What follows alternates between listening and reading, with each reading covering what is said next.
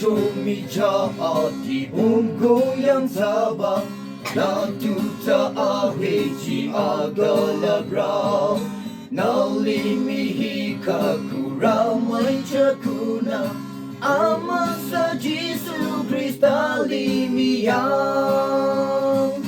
atila isa lorino male Gandana kemaling du samale aganyang gachi na limi jingko amay agita limi jingsako Ganyang mong chono arong kuti soko da ining tam ajing chotu male Ana agang chijin ki magalakche Nyang mong abang taku ganti soko Iya kang lang ting dewa selam re Ining kang peka nyamong tamale Zai di peka abang ku kang soko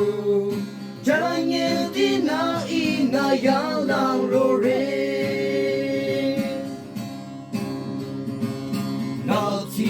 Siya now iagang leche ko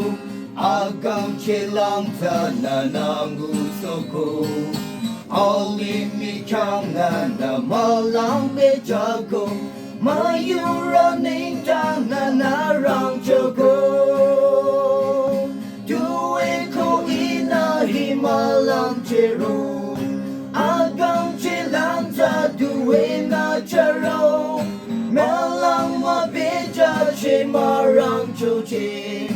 Hata kuna yang mühngucheh Hata kuna yang